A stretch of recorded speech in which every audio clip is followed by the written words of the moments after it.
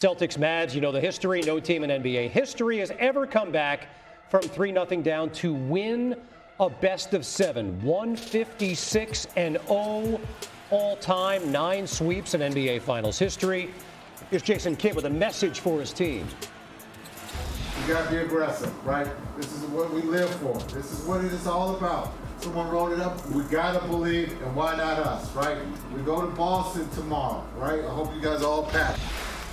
Be aggressive, get others involved. Legs, Luka and Kyrie did that early. Yeah, he went to work. I mean, he was running these ball screens, getting switches. That one that Al Horford did what he wanted to do. Kyrie, again, the aggressiveness. We've seen this now 2 games in a row, going to that left hand with the finish. And then we talked about role players. What a performance. How would you describe what Derek Lively gave him tonight? Yeah, he's been a little bit quiet in this series. This is obviously uncommon, stepping out, hitting his first 3. But his activity at the rim defensively and on the offensive glass were major factors in this game. Major factors. Lively at the rim here from Kyrie. The lead was 4. Under 4 minutes to go in the opening quarter. Luka just kind of takes it away from Drew Holiday, and then in transition, a little bully ball. Yeah, once he gets Drew Holiday on his back right here, he's just going to back him down. Just great footwork, the quick spin, gets to the rim, no weak side help for Boston. 13 points in the opening quarter for Luka. Under a minute to go in the first. It's Kyrie for 3. Yeah, it just rises up right there. Saw 2 defenders with their hands down, and he was feeling it at that point, so he let it fly. Luka and Kyrie outscoring the Celtics after 122-21. Second quarter, more of the same. Luka's going to lose it, but the composure to keep it alive. And then what did you see here? Yeah, great effort at Luka, first of all, to stay with that, to bat it to the corner, and then Kyrie picks it up, and super awareness right here. Watch Luka get up, run to the front of the rim, and Kyrie just sees he's got a mismatch inside. Jaylen Brown gets there late, 3-point play for Luka. So even when Luka mishandled the ball, it ended up good for Dallas. Suddenly the lead is 18, and now it's 20 over Sam Hauser, and then Dončić again. Where did Boston not defend Luka well? They were switching, and I just thought they were indiscriminately switching and putting themselves in bad positions. That's not a good matchup, Sam Hauser against Luka Dončić, and he really took advantage of it. Here again, the great push up the floor. We talked about pace a lot tonight. There's an example. Gets Derek White, just bounces off of him and gets the short bank shot. All right, so it's 61-35 at the half. Luka's got 25 at the half. Early third, you think, all right, Boston's got to run in him. It just never came, and Dallas just continued to play at its tempo. Yeah, when you miss layups so often in the NBA, you give up something great on the other end of the floor. Jaylen Brown misses the bunny, and Luka Dončić to Daniel Gafford, which we've seen a lot this season. Next possession, Jason Tatum's going to try to step back. Look at Gafford. Yeah, that's one of the best blocks on a jump shot you are going to see. Look at the distance that Daniel Gafford covers. And Jason Tatum, I'm sure, was shocked. And more importantly, even draws a foul as Tatum grabs his leg, getting out of that scrum. Tremendous effort, and it was across the board from the Mavericks. And then obviously legs 29, 5, and 5 from Luka. Yeah, and he didn't shoot the ball well at all from the perimeter, but he dominated this area of the floor. And because of that, Dallas had a huge advantage with points in the paint in this game. It ends up being a 38-point win, one of the biggest blowouts in NBA Finals history. Lively, the exclamation point in front of Dirk and the home fans in Dallas. 122-84, a complete reversal of fortunes from the first 3 games of this series. Jason Kidd said he felt his team was close. They got there in a big way in a 38-point win.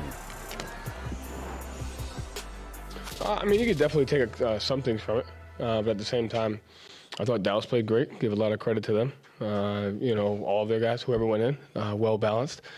Thought they played with a ton of energy and physicality, and you know, you got to give them that. And they're a great team, and that's the Dallas. That's the reason why they're here, is when when they play like that. So, but you can definitely take some stuff from it.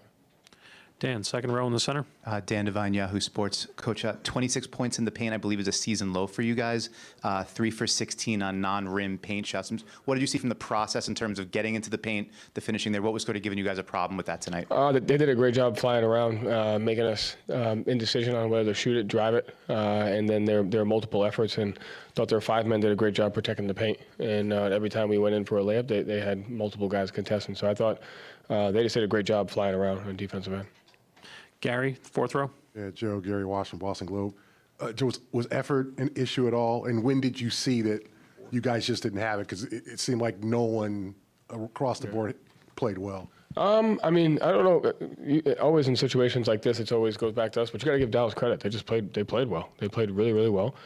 And that's the reason why that they're in this, is because when they play like that. So I thought they just outplayed us. It was great. His energy was great. His ability to give us second opportunities. He displayed his range tonight with the corner three, and so he was really good, and he's been good. And so,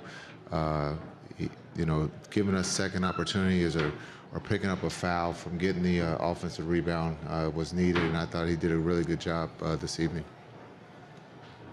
Tim, 6th row. Tim Cato, The Athletic. Jason, with you guys playing like this, is there, is your view of it that this version of this team could have come sooner? And what emotions accompany that? Is it frustration? Does it just have to be, kind of a looking forward and an ability to continue this? You say that again? That was a long-ass question. Fair enough. You guys played better tonight. Yes. You guys played much better in a lot of areas tonight. Why weren't you able to do it sooner, and how do you continue this? Yeah, it's we had to play our A game. It was this or we go on vacation. So I thought the group did a great job of not pressing, letting the game happen. The flow was there. We've done this in the first 3 games. It's just we haven't been able to capitalize. We've made the mistakes, and they've capitalized on that. They shot the 3 well. We tried to keep them off the free throw line tonight and not giving them second opportunities. So I thought they did a really good job of being able to execute the game plan and let the game come to us. We made some shots. Finally, our role players stepped up and made some threes, and that's what we needed tonight. We're all going to put that. That was a long question. We're going to put that on our phones, and we're going to use that at various times. Tim Legler joins us now. Look, Luka, for all of the criticism that he had after Game 3, came out tonight, 29 points, and absolutely torched the Celtics at time. What impressed you about him offensively? He was murdering their switches. I mean, and Boston wants to switch a lot of things, but I just thought Boston got caught in way too many matchups with Luca Dončić in the first quarter of this game that really weren't fair. Sam Hauser then comes off the bench. He gets him a bunch. Al Horford, Xavier Tillman, like a bunch of guys that really didn't have a business doing it. It didn't seem like they got caught in this many cross matches in the first 3 games. And Luka just played physically. He didn't settle for deep step back threes with a hand in his face against these matchups. He got what you're seeing right here. He got physical. He got into the paint. He got what he wanted. I thought the way he handled himself was great in this game. One of the things, though, that helps with all the attention he's gotten for his defense and for the way he's comported himself in these games, just with his emotional, overt frustration all the time. Well, when you get up big early, you're not going to see that. So Luka clearly was in control of his emotions, and the defense wasn't necessarily called into question because they got a big lead pretty early where he wasn't targeted as much in the second half. But there's no question he played harder. So give him credit. He absolutely responded to the challenge. He played harder. They played harder. They got great minutes across the board, particularly out of the role players. I thought it was a big difference for Dallas tonight. Joining us now in the bright lights, Luka Dončić. Can you hear me? It's Nicole Briscoe. Yes. Yes. What would you say? What do you say about what was the difference in your team in this game tonight? I think our energy and our pace, those 2 things, I think we did a great job tonight. Pace, pace, pace. That has been the theme going into this game. You just said it there. How were you able to change it and do more of what you wanted to do in this game? No, we talked. The season's on the line. I think the first 3 games we didn't do a great job, so we talk about it. Gotta give credit to Keith. Keith was the one. He always talks about it, and gotta give credit to him. He kept us together. We've talked to you about how your season early on, it changed when there was a big defensive switch. We saw a lot of defense, and you shut down the Celtics tonight. What did you do effectively in this game that maybe you couldn't do in games 1 through 3? Just trying to lift everything out there. We play a lot of games. The end of the season is getting tough, but it's the finals, so you got to give everything. Okay, so 122-84 was the final score, and we heard you say after Game 3 that you were going to go out there, maybe learn a couple of things, and you vowed to have fun. Did you have fun in this one tonight? Yes, a lot of fun. and this is our basketball. We gotta play like this no matter what. Lose or win, we gotta keep playing like that, having fun out there. That's what it's all about. Okay, so it's easier to do that sort of thing at home. It's easier to have that sort of performance at home. Now you need to pack it up, go on the road, and do the exact same thing again, backs against the wall in Boston. How do you keep it up? Yeah, we got to look at this game and learn from it, because if we play like this, it's tough to beat us, and we're going to believe till the end. We can't lose no more, so we're going to leave everything out there. Physically, how are you feeling? Amazing. Amazing. Everything hurts a lot less when you're winning, right? Yeah. Way less. Way more less. All right, well, whatever you're having, go have some more, and we'll see you in a couple nights in Boston. Thank you. So let's bring in the man who has been critical of Luca Dončić. It is Brian Windhorst. Let's see if I can recap the last 48 hours here. Luca is a hole in the court. He needs to be a better leader, make better decisions, because of course he fouled out in that last game, and he needs to control his emotions. Those were things that you said after the last game. What are we saying about Luca now? Obviously, he played a brilliant game. It was exactly the kind of performance they needed from their leader. He's the best player in the series. He was the best player on the floor tonight. What I said because of the delivery was something that went viral. But what I said wasn't controversial. People here in Dallas, if they were being honest, would agree.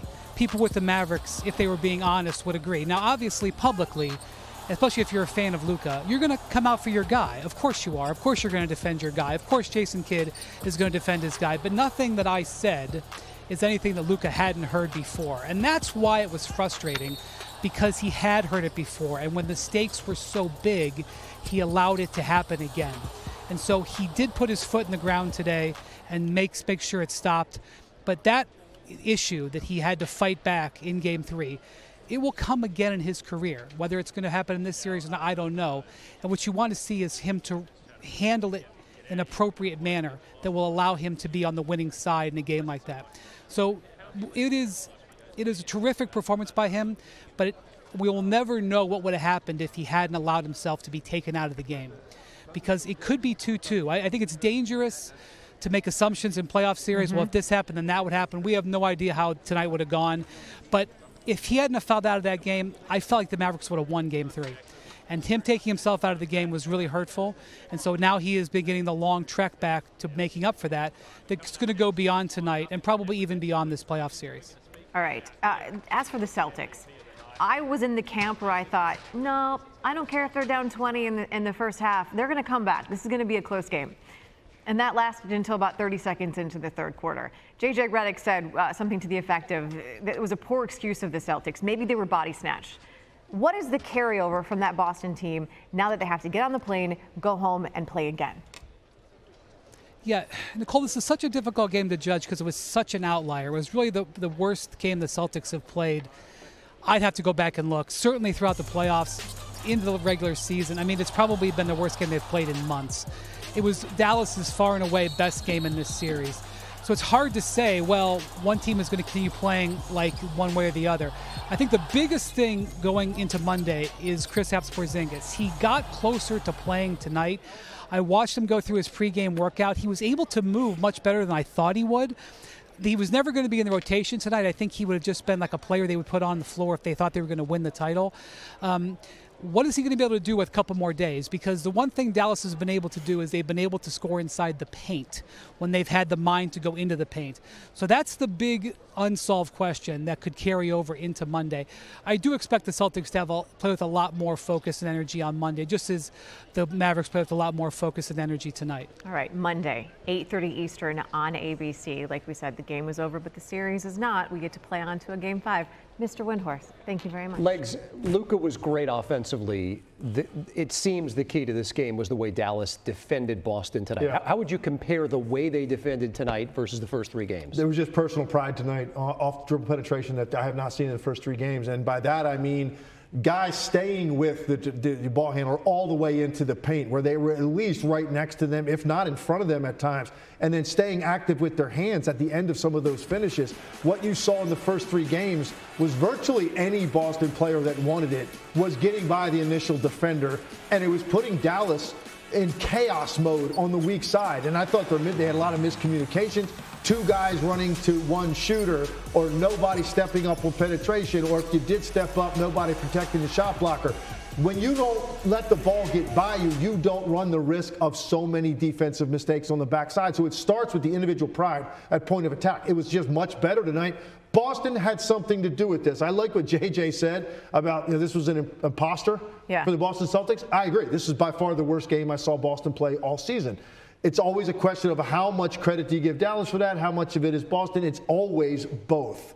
No question about it. And I thought Boston's offense was a little bit too, and you heard Joe Mazzulla have sound on this during the game. It was too much one pass, initial action, somebody shoot the ball. That's not when Boston's at their best. They're at their best when they get multiple guys attacking the lane on the same possession, and they get you chasing it because they've got more quality three-point shooting than any team in the league. That's not what Boston's offense looked like tonight. And give Dallas credit. Their energy kind of caused some of that. But some of it was just Boston, I think, being lazy in their approach offensively tonight. You'll have to forgive me because I forget actually which series you said this about Boston, but you said we have seen Boston sort of let off the gas at odd times throughout the postseason, not during the season, but then in the postseason.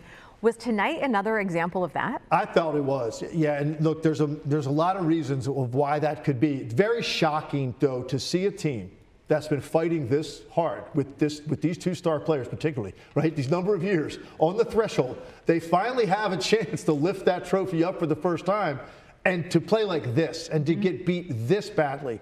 It's surprising. Now, good news is for them, they go home now. And if this thing were to somehow run the distance, you've got 2 out of 3 at home.